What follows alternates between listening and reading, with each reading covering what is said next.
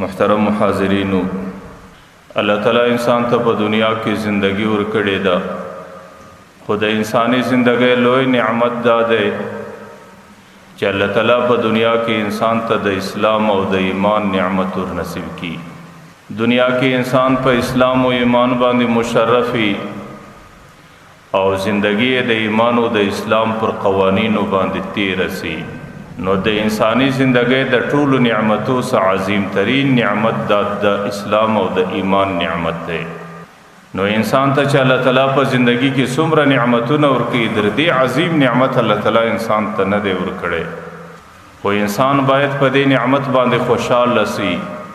انسان باید د دې نعمت شکر ادا کړي چې ما ته الله تعالیٰ د پیغمبر علیه الصلاۃ والسلام په امت کې زندگی را کړې ده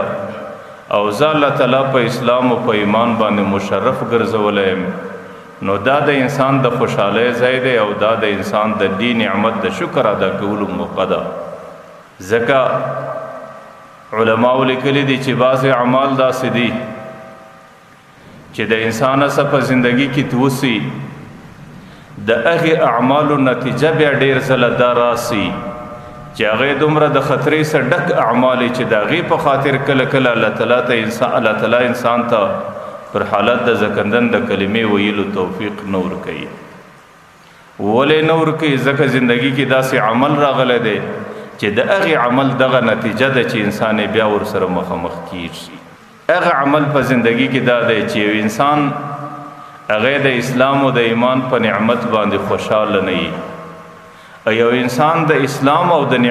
ایمان د نعمت شکر نه ادا کوي او پر دې باندې الله تعالیٰ ته سر به سجود نه ګرځي.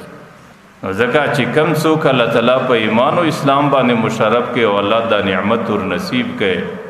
نو د هغې دپاره دا لازمي خبره ده چې په دې نعمت به خوشحاله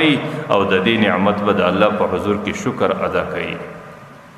نو ځکه همیشه دا ویل، بیا خاص کر چې سړی دا اوداسه په ابتدا کې راسي، نو ډېر ځله دا کلمه ویل، الاسلام حق والکفر باطل. الله تعالیٰ اسلام ډېر برحق دین پیدا کړی دی او کفر الله تعالیٰ د باطلو دین ګرځولی دی. او سهار و ماښام او په هر حالت کې د الله تعالیٰ څخه دا دعا غوښتل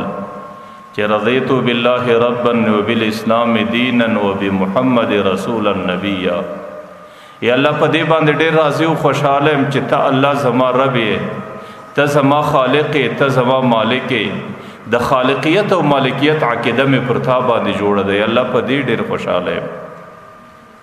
او د اسلام په دین باندې چې الله تعالیٰ زندگی پر اسلام باندې را کړې ده او د پیغمبر علیه الصلاۃ والسلام په امتیت باندې ډېر خوشحاله یم چې زندگی به د هغې پر طریقه باندې تیروم او قیامت کې به د هغې در لواء الحمد لاندې راپورته کېږم او قیامت کې به د هغې د شفاعت انتظار لرم. یا الله په دې راضي یم، په دې خوشحاله یم او یا الله د دې نعمت شکر ستا په حضور کې ادا کول غواړم. نو د اسلام او د ایمان نعمت چې د کم چا په نصیب سو په انسانی زندگی کې، د دې نعمت څخه زیات بل لوی نعمت الله تعالیٰ انسان ته نه ورکړی دی، نه یې ورکوي.